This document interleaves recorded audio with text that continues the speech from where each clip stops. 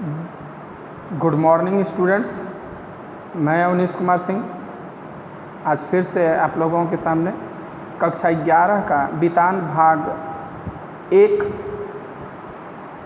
से आलो आधारित चैप्टर का 7वां भाग वीडियो लेकर के उपस्थित हुआ हूँ। छठे भाग में आपने देखा कि किस प्रकार से लेखिका जहाँ रह रही थी उसका वह मकान तोड़ दिया गया था और वह अपने बच्चों के साथ बैठी रो रही थी। कोई भी उसका मदद करने वाला नहीं था। उसके भाई लोग पड़ोस में ही रहते थे लेकिन कोई पूछने तक भी नहीं आया। एक पड़ोस का ही युवक भोला नामक जो मुसलमान था, उनकी तरफ का ही रहने वाला, वो आकर के उनके साथ रात भर बैठा। सुबह ये तातुस से सारी बात बताई तो उन्होंने कहा आकर के यहीं रहो, तो वहीं रहने लगे। तातुस ने कहा कि अब तुम आ गई हो यहाँ पर तो मुझे गरम गरम रोटियाँ रात में भी मिलेगी। अब ये अपने मन से काम करने लगी वहाँ पर, सबको समय पर खाना बनाना देना।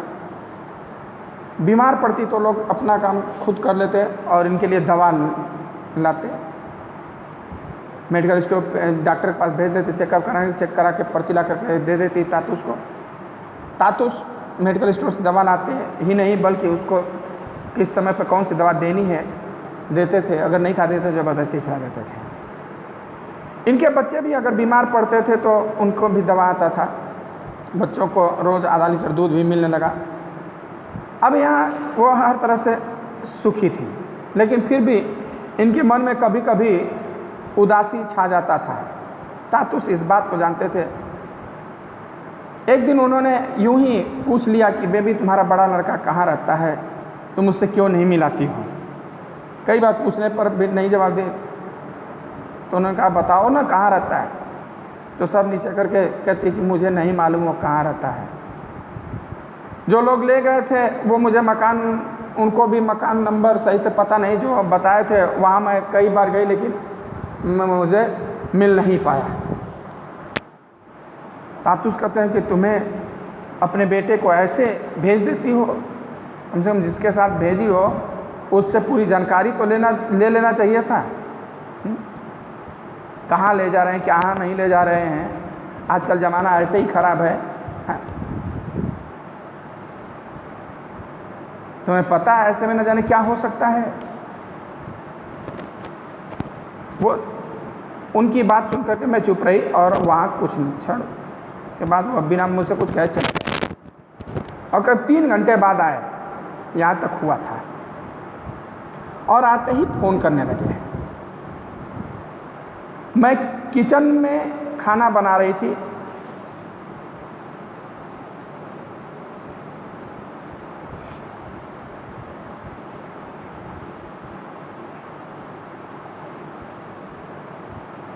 किचन में खाना बना रही थी, मैंने सुना वह किसी से बातें कर रहे हैं और साथ साथ मुझे बुला रहे हैं।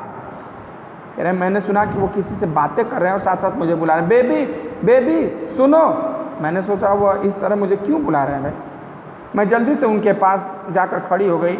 वह फ़ोन पर बात किए ही जा रहे थे। बातें करते करते वह मुझसे बोले लो बात करो।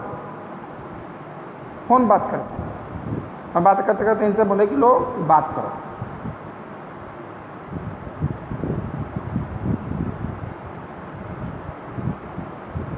मैंने पूछा कौन है, किसके साथ बात करूं। वह बोले बात करो ना, देखो कौन है। मैंने फ़ोन कान से लगाया, पता नहीं कौन हेलो हेलो किए जा रहा था। मैंने उसकी आवाज़ पहचान नहीं पा रही थी। मैं उसकी आवाज़ पहचान नहीं पा रही थी। कान पर से फ़ोन हटा, मैंने तातुस से पूछा कौन बात कर रहा है। वो बोले अरे तुम अपने लड़के को ही नहीं पहचान रही हो।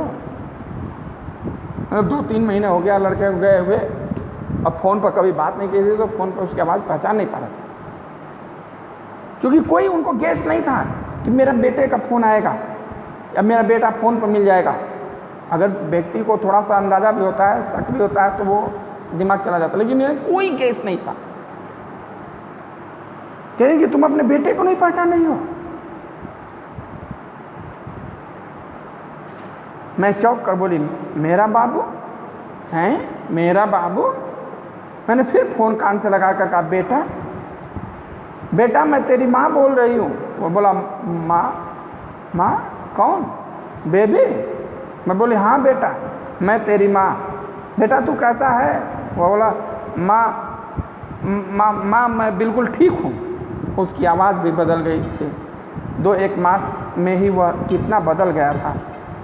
उसे देखने की मेरी बहुत इच्छा होने लगी। तातुस भी समझ गए। उन्होंने पूछा, लड़के से मिलने जाओगी? मैं बोली, हाँ देख लेती तो और भी अच्छा लगता। वह बोले, तो बताओ कब जाओगे? मैंने कहा, आप जब ले जाएंगे।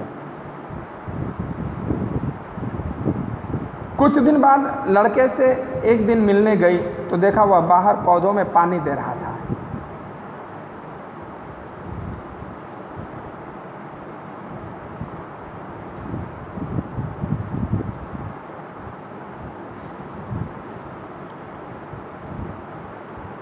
कुछ दिन बाद लड़के से मिलने गई तो देखा वह बाहर पौधों में पानी दे रहा था। मुझे नहीं लगा कि वह वहाँ ठीक से है, क्योंकि मुझे ऐसा नहीं लगा कि वो वहाँ ठीक से है। मैंने सोचा, इन लोगों की वयस क्या काम करने की है? वयस उम्र, वयस मीन्स उम्र या अवस्था। पानी दे रहा था, देखिए कि ये ठीक यहाँ पर नहीं है। सोच रही कि क्या मजबूरी है, नहीं तो इसकी उम्र क्या काम करने की भी है। लेकिन मैं कर भी क्या सकती थी। मेरे लड़के ने जल्दी जल्दी पास आकर मुझे प्रणाम किया। अपने भाई बहन को देखकर वह बहुत खुश हुआ। उसके पास से मैं जब चलने लगी तो वह उदास हो गया। भाई माँ, भाई बहन, पिता, परिवार जब बिछड़ता है तो दुख होता है। मैंने तब सोचा, उसे अब उस घर में नहीं रखूँगी, जैसे भी हो उसे अपने पास ही रखूँगी। तभी सोची कि अब इसे मैं यहाँ पर नहीं रखूँगी, चाहे कुछ भी हो, इसे मैं अपने पास ही रखूँगी।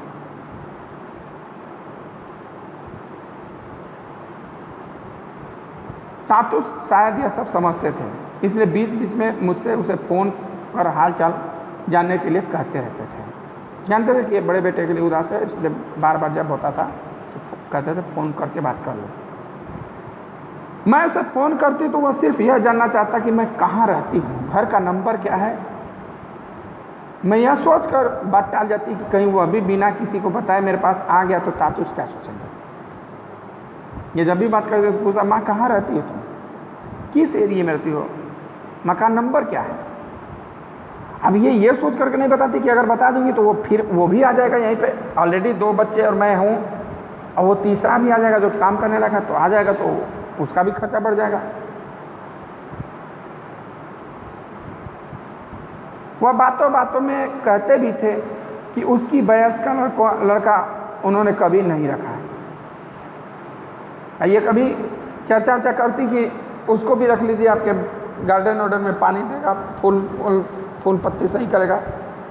लेकिन वो कहते रहते कि मैं उसकी उम्र का बच्चा कभी काम पर नहीं रखा, यानी कि चाइल्ड लेबर के मैं खिलाफ हूँ। बच्चों का काम पर नहीं रखना चाहिए।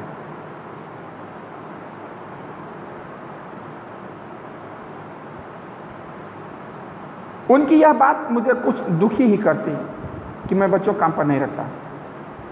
और मैं सोचती कि इसका मतलब क्या यह है कि उन्हें मेरे लड़के पर विश्वास नहीं है। वह कभी यह क्यों नहीं कहते कि अपने लड़के को कुछ दिनों के लिए ले आओ। वह मुझे और मेरे बाकी दोनों बच्चों को इतना चाहते हैं, तो फिर मेरा बड़ा लड़का ही क्यों उन्हें भारी पड़ता है। कहते भाई मुझे भी चाहते हैं, मेरे दोनों बच्चों को भी मानते, तो वो लड़का ही उन्हें क्यों भारी है। अब इसे लग रहा है कि वो जानबूझ करके नहीं यहाँ रखना चाहते हैं। मैं कुछ समझ नहीं पाती, लेकिन कहती भी कुछ नहीं। कहें क्या, किस अधिकार से उसको ले आएंगे। होते होते एक दिन तातुस ने स्वयं ही कहा, तुम अपने बड़े लड़के को काली पूजा पर कुछ दिनों के लिए ले आना।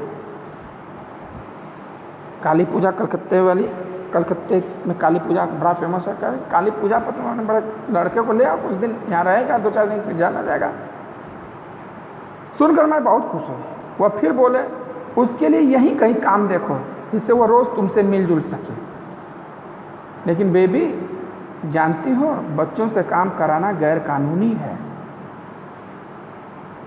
उसे वहाँ से छुड़ा लाना, काम या कुछ लिखना पढ़ना भी सीख सके, छुड़ा लाना चाहिए। उसके लिए ऐसी किसी जगह काम देखो जहाँ रहते रहते वो कोई और काम या कुछ लिखना पढ़ना भी सीख सके। क्या उसको वहाँ से बुला लो, अरे यहीं कहीं आसपास काम ढूंढो, और ऐसा काम ढूंढो जहाँ पर कि वो कुछ पढ़ाई लिखाई भी कर सके, कुछ सीख सके।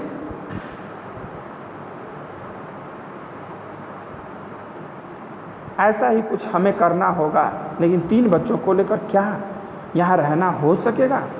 मुझे तो नहीं लगता। मैंने कहा आपने तो कहा था कि मैं यहाँ काम करते करते कहीं और भी 1-2 घंटे का काम पकड़ सकती हूँ, तो मैं वैसा ही क्यों न करूँ। उसने ही कहा था कि भाई जब बच्चा काम नहीं करेगा तो मैं ही 1-2 काम और पकड़ लूँ।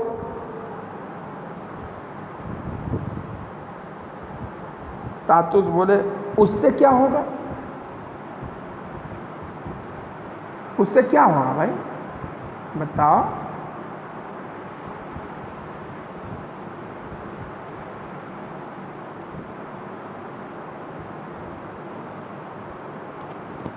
बेबी एक जगह से काम करके आओगी और आकर फिर यहाँ खटना होगा। ऐसे में तुम्हारा स्वास्थ्य कहाँ तक ठीक रहेगा? और इतनी भाग दौड़ करना ठीक नहीं। और फिर उसकी ज़रूरत भी क्या है? अभी तो यह सब जैसा चल रहा है वैसा ही चलाओ।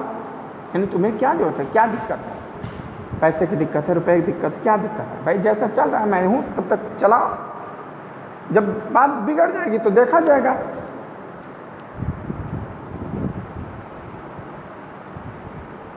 तातुस की बातें सुन मुझे बहुत माया होती है, यानी बड़ा ममता आता है। मैं सोचती इस तरह से तो कभी मेरे बाबा और माँ ने भी नहीं सोच समझाया था कि तुम्हें काम करने की क्या ज़रूरत है, तुम जैसा चल रहा है उसे चलने दो। कभी मेरे माँ बाप ने भी ऐसा नहीं कहा था। लगता है पिछले जीवन में वह सचमुच मेरे बाबा ही थे। लग रहा है कि पिछले जन्म में के मेरे बाप हैं, नहीं तो मेरे अच्छे बुरे की इतनी चिंता क्यों करते? थोड़ी देर बाद तातुस ने फिर कहा तुम्हें मैंने लिखने पढ़ने का जो काम दिया है तुम वही करती रहो। तुम जितना समय यहाँ वहाँ के काम में लगाओगी उतना लिखने पढ़ने में लगाओ। क्या है कि ढेर काम के चक्कर मत करो, जो तुम्हें काम दिया गया पढ़ना लिखना भी है वही करो। जितना तुम यहाँ वहाँ के काम में मन लगाओगे उतना तुम पढ़ने लिखने में मन लगाओ।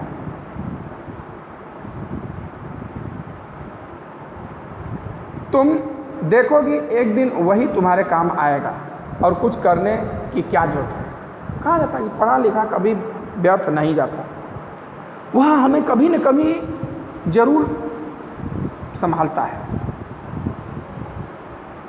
इसी से काम चलाओ ना बेबी।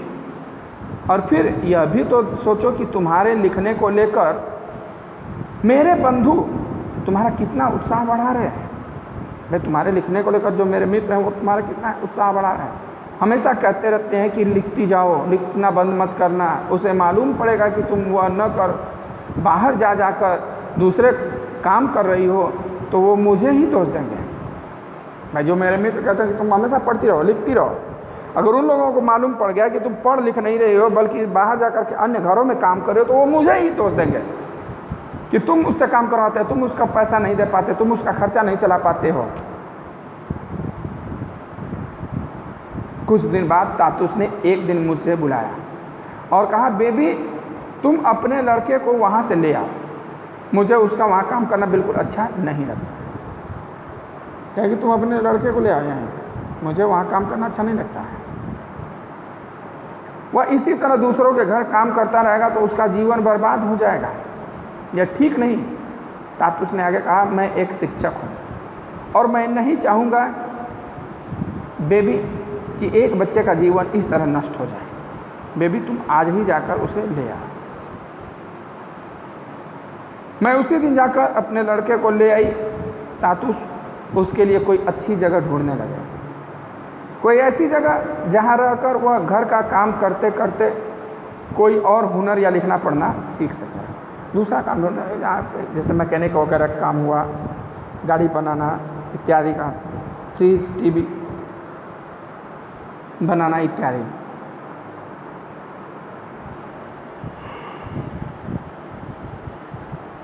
ऐसा घर लेकिन मुश्किल ही से मिलता है, कह रहे हैं कि ऐसा घर बड़ी मुश्किल से मिलता है। मेरे पास अब मेरे 3 बच्चे थे, फिर भी मैं खुश नहीं थी। आ गया वो भी लड़का, मैं खुश नहीं थी। क्यों? मैं सोचती हम लोगों को खिला पाना तो वह रहे ही हैं, और कितना करेंगे हमारे लिए। कह रहे हम लोगों को खिला पहना रहे हैं, अब कितना करेंगे। मुझे सचमुच बहुत बुरा लगता है। मैंने तय किया कि जब तक मेरा बड़ा लड़का मेरे पास है तब तक मैं थोड़ा हिसाब से चलूँगी। नहीं, जब तक मेरा बड़ा लड़का मेरे पास है तब तक मैं थोड़ा हिसाब से चलूँगी।